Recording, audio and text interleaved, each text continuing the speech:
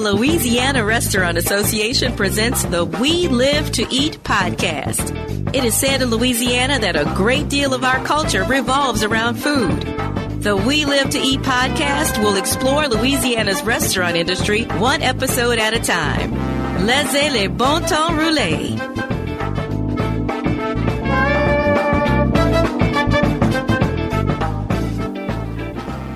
Welcome to our first episode of the We Live to Eat podcast. I'm your host, Wendy Waren, with the Louisiana Restaurant Association. During this episode, we're going to be speaking with Emery, Whalen, and Brian Landry of QED Hospitality.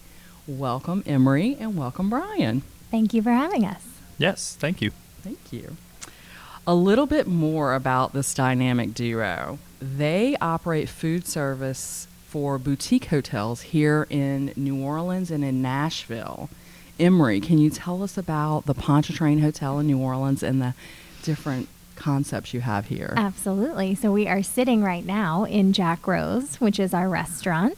It is a fun-loving restaurant where the food and beverage are absolutely incredible, but you can enjoy them both while having an amazing time and a shambong or two.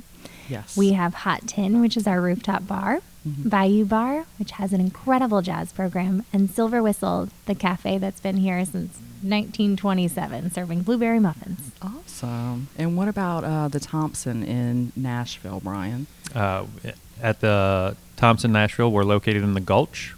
We have a restaurant serving 3 meals a day, which is called Marsh House, named after the family home on Avery Island. Okay. And then we have a rooftop bar there as well called the LA Jackson. Very large rooftop bar. I've heard. And then we have a coffee shop called Killebrew Coffee. Okay. So the reason you guys are our first guest on the We Live to Eat podcast is you were selected as the Restaurateurs of the Year recently. And we really want to get to the heart of how you guys met, because you both have very different backgrounds. You're both native of New Orleans. What was the first interaction you guys had? First of all, thank you. The award was incredible. It was really an amazing moment. And we I'm are so glad. Deeply grateful for that. Yeah. So when did y'all first meet? Okay, I'll go. We met in 2011 as I was joining the BRG, a restaurant group here in New Orleans, and getting ready to open a restaurant called Born in the bottom of the Hyatt, right by the Superdome. My favorite. And Emery, at the time, I don't remember what your title was at the time. You had so many of them. But Emery essentially was charged with helping open all of the new restaurants in the BRG. So we started working together back in 2011. Well, I'm going to make one comment before we go on about the Born menu, and that was the oyster BLT with the pork belly. It is permanently imprinted in my mind. We can't talk to restaurateurs without talking about food. So that's I think it should go on the Bayou Bar menu. I think so as well. And one time I went and they didn't have it because they didn't have the pork belly, and I was so disappointed because I had been waiting all week. Yeah, it's such a compliment to know dishes like that came out of kitchens we run. Yeah, but yeah, and the mussels and the oyster turkey spaghetti, necks, oyster spaghetti. Yeah, There's a lot of hits on that yeah, menu. There were. Yeah. So, what about you? What you talk about Brian's personality and the way he worked with the team? Can you tell me about what made that so unique? He was the first chef to join the company and be charged with running a restaurant from outside of the company. Okay. So he hadn't come up in the ranks like so many of the other chefs did. And so he was already a little different from everybody else. But the thing that struck me the most was he had a deeper understanding of the bigger picture. And not only could he run the kitchen, he could run the business. And he also valued so much the people. Yeah. And I had a lot of respect for that. Yeah, that's the backbone of everything we do. You got to have good people. Yep. more and more that's becoming like it, you know, you could put it in the top 3 and now it's number 1. Mm-hmm. All the time, number 1. So you guys started a company when, and tell me about the name of it. We started QED Hospitality in 2018. QED comes from a Latin term, quod erat demonstrandum, and it means thus it's been demonstrated.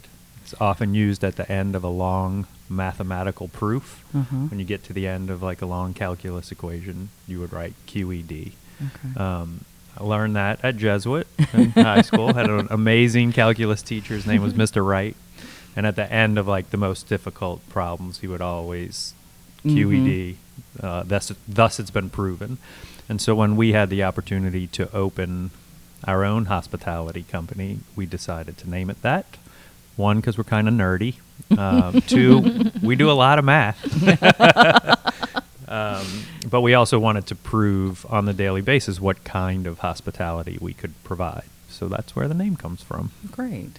Now, let's stick with math for a moment, because you're the chef and you're also your kid's tutor in math. Yeah. Because you are so nerdy, I'm telling you. Like getting to the end of a calculus equation, that would never happen for me. I cried my way through high school math, and they took pity on me. So, Stan has to do all my math. I'm not good under pressure either. So tell me about how that has helped you run the financial part of the restaurant, because you've done some training and webinars with your guys' CPA, Patrick Groh, where the goal was to help other people understand their profit and loss and things like that. So can you tell me like how? Yeah, I mean, I think it comes down to what you value. In a lot of cases, chefs will say the value is always placed on the food in the center of the plate. It is probably the most important thing we do. What I think one of the things that maybe makes me a little different is I also value all of the work behind the scenes that leads to being able to cook great food. Because it's one thing to be able to produce great food. It's another thing to have that food support a successful business. And it's another thing to be able to teach it in a way that helps the next generation of people become either their own bosses or their own business owners, or just flourish in what is a career of service. So the center of the plate has always been very important to me, but it's not the only thing that's important. And so knowing food cost is one thing, but knowing how all of those things tie intimately together to run an operation, I find just as important as the food itself. Absolutely. You wouldn't be open if you weren't paying attention to all that. And I think you often, some of the anecdotal things you hear about restaurants is most new restaurants fail within the first 2 years, or 80% of restaurants are closed within 5 years of opening day. A lot of that does come down to a value system, and the food is super important. The way it's served is equally as important. The aesthetics are important, but clearly, in order to financially survive, a good amount of importance has to be placed on the math that drives the company. Absolutely. Not just anybody can make the perfect Sazerac. And not just anybody can offer Louisiana's hospitality industry the perfect workers' comp coverage. The Louisiana Restaurant Association's SIF team knows what hospitality businesses need. We truly care about your team's safety and your success. Everybody who's anybody goes with LRA workers' comp. Ask around. In this business, word of mouth is everything. So let's, Emery, tell me about the people aspect of it. I've been told you're the one who translate the vision of your company and makes it applicable and easy to digest by your employees so that we're all marching in the same direction? How do you go about that? So we believe in acting within your values and sticking to your values. But I think it's one thing to have a company of 10 or a single restaurant. It's another thing we have 350 employees across 3 different states. And if we don't write it down and return to it often, we'll lose it. Or perhaps one group of people will think that, no, this is the way that Brian and Emery want it, so this is what we're going to do, and they'll go run in the wrong direction. Right. So if we're really clear in what it is that we value and what that looks like, then we'll be much better set up for success on a daily basis, because what you care about, it comes down to the minute decisions you make on a daily basis. And if you don't have a roadmap, then you're just being guided by the whims of the day. Right. And while we like a whimsical restaurant design, we sure do. We do not like whimsical approaches to business. Correct. That is we do not want to drive it into the ditch. That's what I say. I recently had brunch here in the, what do we call this red room? Rose Room. The Rose Room, and it was fantastic. And out of the corner of my eye in the hallway, I saw these sparklers being lit, and I was like, oh my God, this is awesome. They have sparklers. And then it was placed on these shambongs, which I didn't know was a thing before you guys taught me. And then it came to my table, and I was like, oh, it was like Christmas and my birthday, like all wrapped in one. I felt so special because everyone in the dining room was like all eyes on my table. And of course, I'm like holding it up during my TikTok. So, directing my husband, he's now the model, like how to hold it and what to do with it, because you taught me, like, you got to, shoot it back. So that, I thought, it was an instant celebration. Exactly. It was. And it was just a regular old Sunday that we were here. So I want to say kudos for that, because that really was something special. Thank you. And then we ordered the Mile High pie at the end, and they threw a sparkler on that too. So I was just like, they thought you liked it. The little kid in the little kid in me was just having the best time ever. Definitely, tops of the food memories imprinted in my brain. So good job. And I like the mimosas with the different flavors. Thank you. The passion fruit really, made everything just, and the food was stellar. Thank you. I wanted just to put that out there. If you're in the New Orleans area and you haven't been to Jack Rose, not only is it stunning to look at, but the food and the service, she was so delightful. Thank you. It was just delightful. I can't give you guys enough credit. I had just a wonderful time. Thank you. So when you go out to eat, where are some places that you like get that feeling? Is there any, or get a feeling? You don't have to get the feeling. I think the feeling I'm looking for is warmth and a genuine welcome and hospitality. Yeah. I've become a creature of habit because I'm a sucker for, Emery, so good to see you. Oh, yeah. And that's how they get you. Totally. But it works. Yes. There's a reason. It works. I think so many people just want to feel seen and recognized, and I certainly am not above that. Right. And I love going to Lily's on Magazine, and because I walk in and she gives me a big hug and I feel so special, and the food's also delicious. Yes, it is. Yeah. But that's what I'm looking for. Yeah. What about you? I think similarly, we almost cheat in the restaurant because we all know each other and do events together. So it is a little easier for us, I think, to walk into a restaurant and get extra layers of hospitality from our, peers.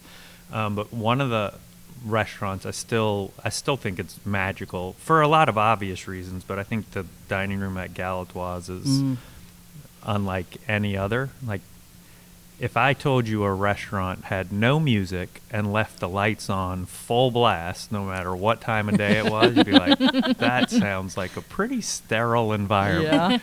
Yeah. But somehow it is both the people who work at Galatoire's and the people who are attending it and dining there. That combination of familiarity is unlike anywhere else. You know, when you get to pick your waiter, when you walk into the front door, and then, you know, without even asking, they already know what you want to drink, and it just magically shows up at the table, and you're 3 courses in before you've even actually ordered anything. Yeah.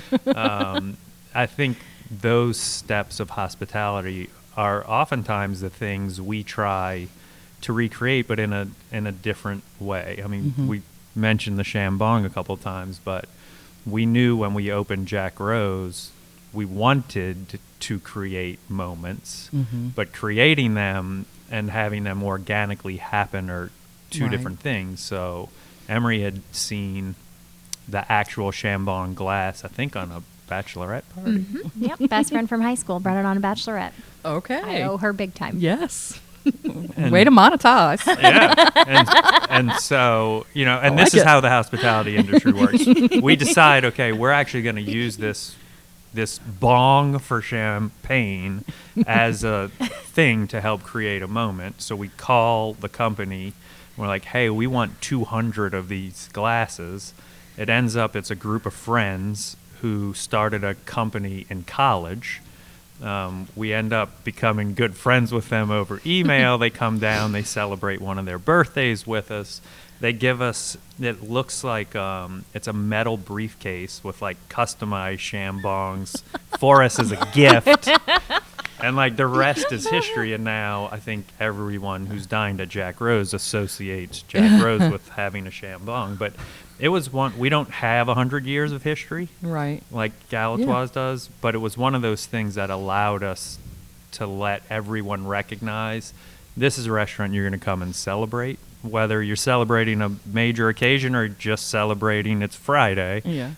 That was one of the tools I think we used to let people know, hey, we want you to relax, we want you to have fun, and we are intentional about curating what type of dining room it is.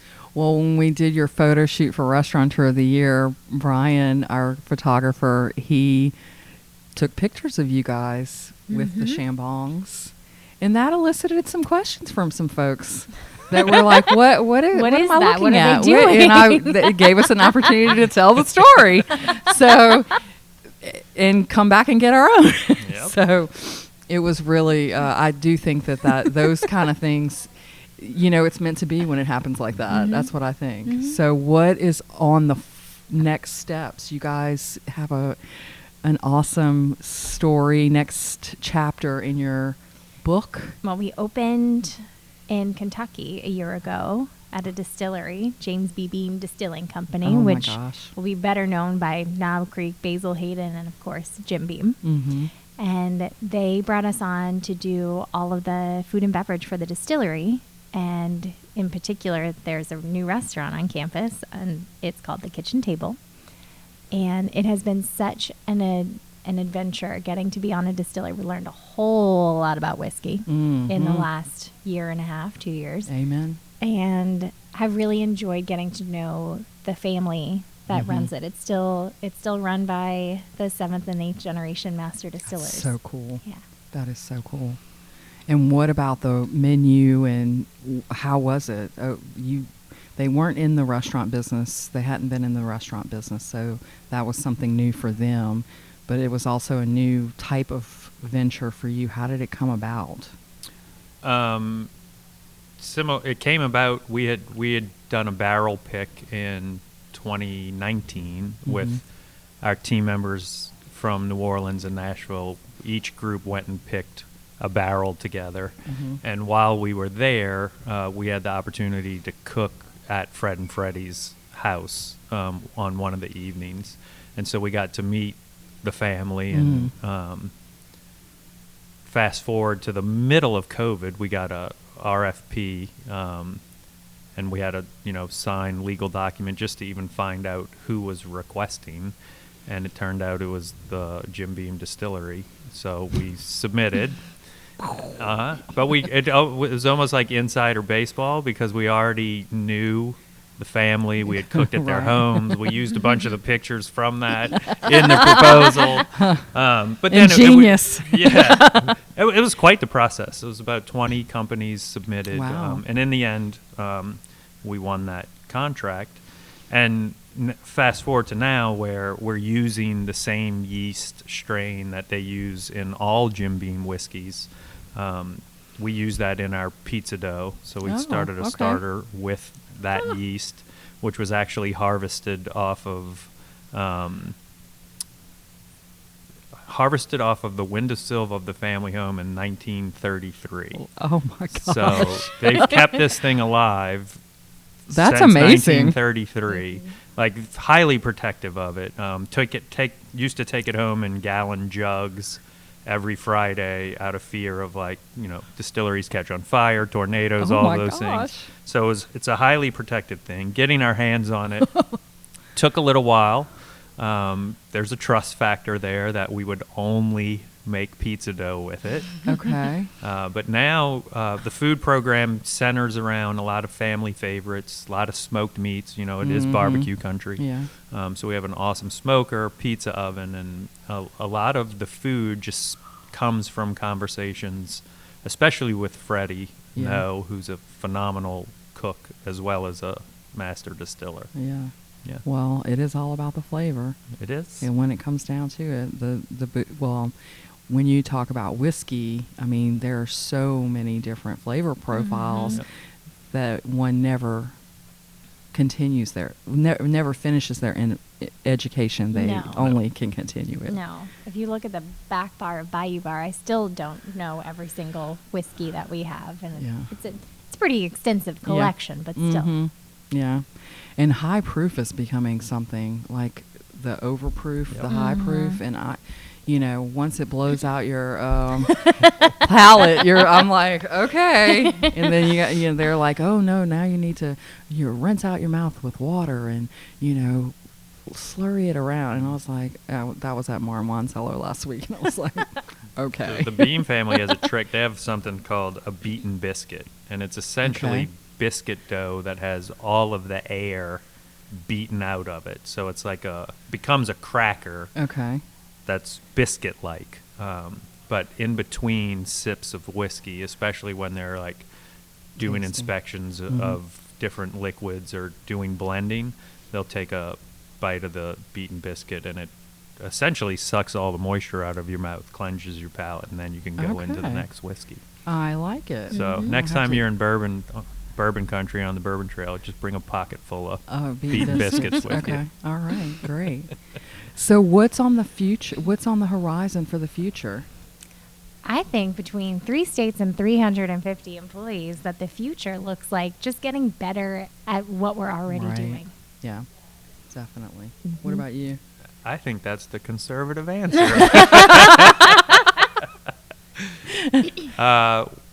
Any surprises? Not yet, but No, he did that during COVID while I was doing telehealth. Surprise, we're doing a distillery.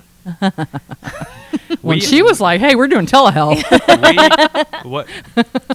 We started in boutique hotels, and in the hotels, we have the opportunity to run both restaurants, bars, coffee shops, events, room service, which now is called in-room dining.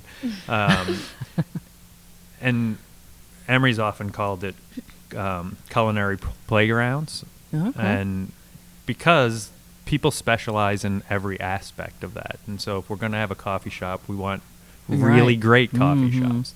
If we're going to do a rooftop bar, we want really excellent cocktail programs in those bars. And so we end up hiring and working with people who are experts in their own rights in each particular facet of the business.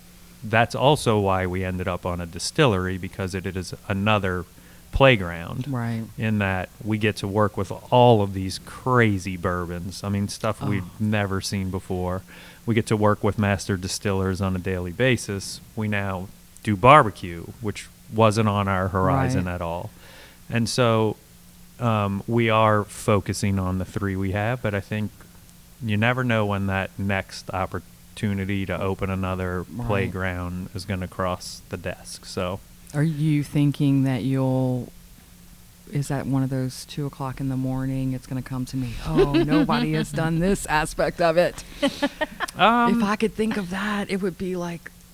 I think it oftentimes organically happens through relationships where someone says, I have a property, would you be interested? And it starts a conversation, and then we get to maybe guide what it is on the plate or in the glass that we want to do next. But a lot of times it starts with a relationship. Yeah. And I think that is especially important, that we try to take very good care of our people, but we try to work with good people too. And so finding other companies to partner with is definitely part of that equation. Yeah. And let's talk about relationships for a moment, because this whole industry is based on who you know, how you treat people, how you're treated, and it's really circular, but also could be a domino. Like if it goes, it's being fully in tuned to what people want and need. So what is it about your background that like you think makes you super in tune to that, Emery? I think it's actually of all the things I've ever done, I think it was teaching. I taught public school in New Orleans, and I think a lot of what drives the decision making around leadership in particular when it comes to people comes from that background, and having been trained to pay attention to the needs of everyone in the room and meet them where they are. Right. Differentiation. Exactly. Yes. Yeah. You can't manage, you can't relate to people in the same way because everyone's different. Exactly. And once you figure that out, that's kind of that's where you meet them where they are. Exactly. I did learn that, and I don't know who taught me that, but it was one of those education moments about education. So I really appreciate that about you. You have, that's really like starting out in the toughest arena, if I could think, is like New Orleans public schools. That's that definitely sets you up for success. I loved it though. And part of, I think, my secret sauce back then and now is a genuine respect for the people that I'm working with every day. I tried really hard to communicate that to my students every day, that I respected them. Yeah. And that's huge.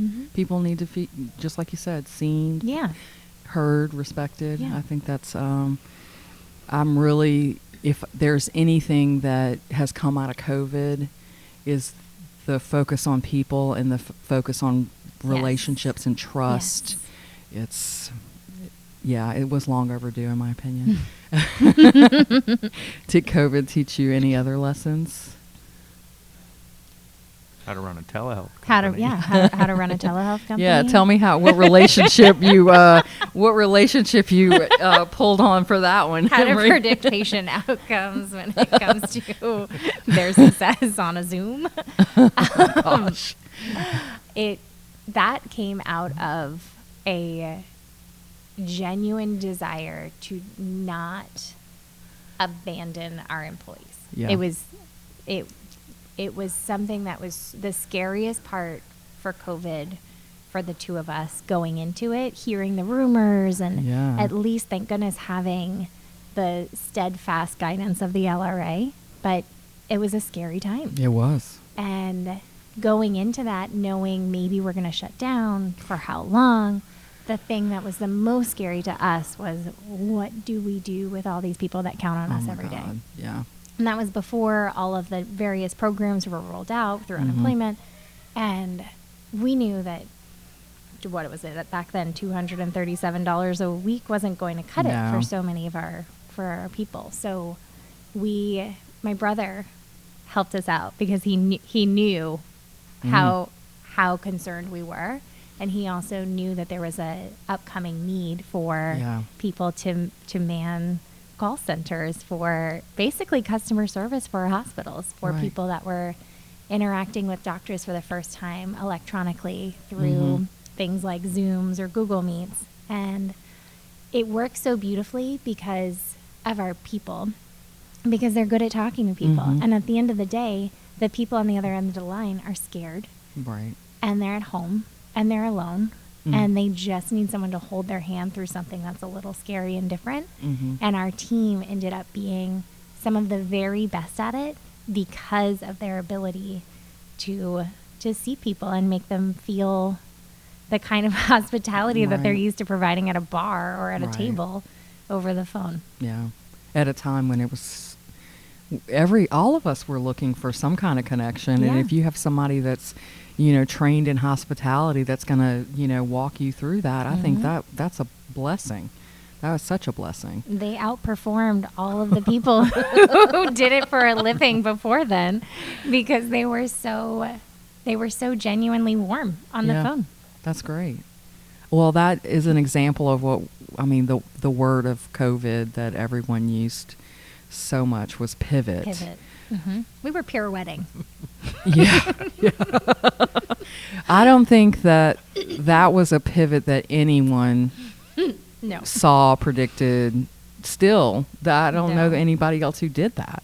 So I think that was rather ingenious and also timely and a good way to support your folks through something that we were all struggling with it. So what does it mean? You guys have both been in the LRA, around the LRA, people in your mentors in your careers that have been a part of it. What do you get out of it? Education. I think this is an industry that you learn more every day. Mm-hmm. Every single day you can get better at what we do. And to have the kind of resources, whether it's policy or whether it's the best practice, to have the relationships that are inherent within the LRA is invaluable. Yeah. What about you? I think for me, it was coming up in the world of independent restaurants. Mm-hmm. It can, I think, sometimes be a little isolating. Yeah. There's a lot of hours worked. There's a lot of head down stuff. But knowing and eventually learning that the LRA was out there looking at the bigger picture on your behalf, looking at policy that could absolutely affect how the entire industry works, whether that comes down to tip credits or labor law. It was fascinating to me to know that there was this whole organization out there lobbying on my behalf without me even knowing it existed. And then once you get involved, you find out how important that work really is, because sometimes some of the policies that are discussed or the laws that are proposed could truly be catastrophic to how we operate. And I think we often cherish the independent nature of what we do, even though we're in big hotels. We like to say we open independent restaurants. They just happen to be in part of something bigger. And I think the LRA allows you to foster your own independence while also being part of something bigger than yourself. Yeah, it's we're on the outside of the four walls of your restaurant every day. Right. I say we're out in the wild. We're getting information from all these different sources, and we're trying to make heads or tails of it. Is this applicable? Is it timely? Is it relevant right now? Like, how is this helpful? The snapshot we're running this week is 5 foolproof ways to improve your menu, and it's about cost. It's things that if you haven't done it and you haven't focused on it, now's the time. You're going into a fresh year, and they talk about length of menus and pricing and taking one protein item and using it multiple ways on the menu to get, and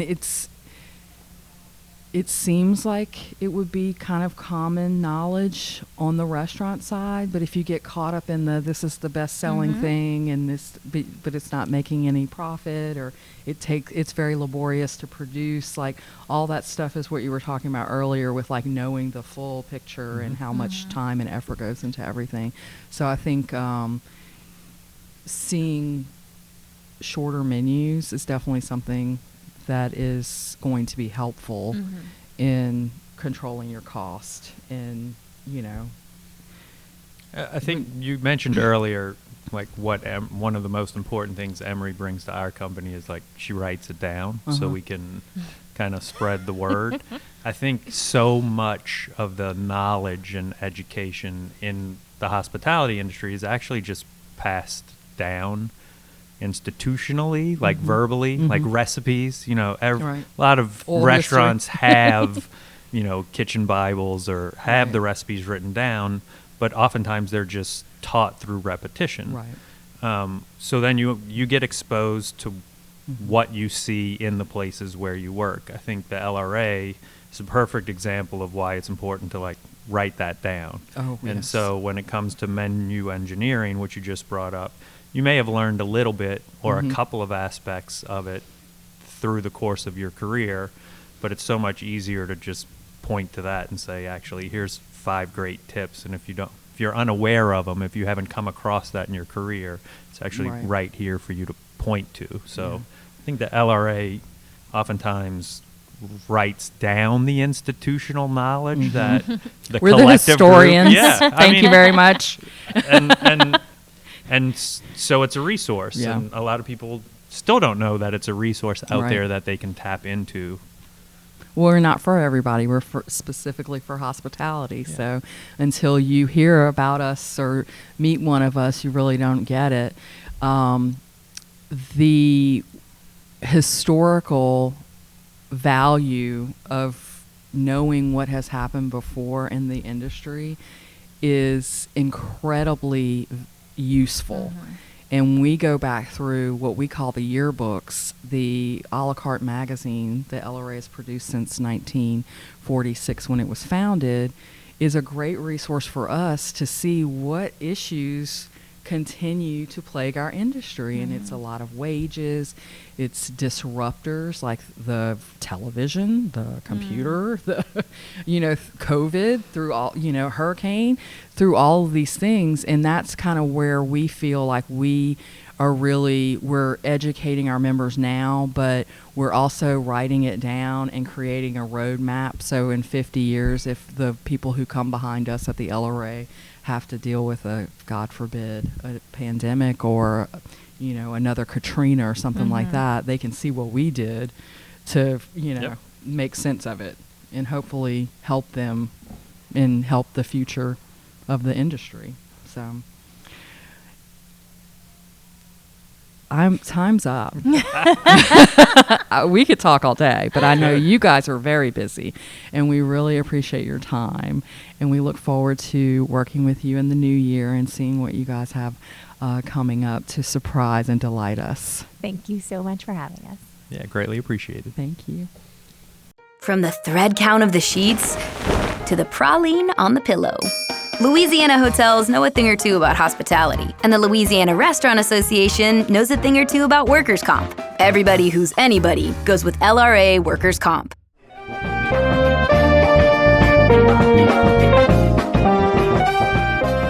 Thank you for listening to the Louisiana Restaurant Association's We Live to Eat podcast. Please join us for future podcasts where we'll discuss restaurants, food, and culture in the state where we live to eat.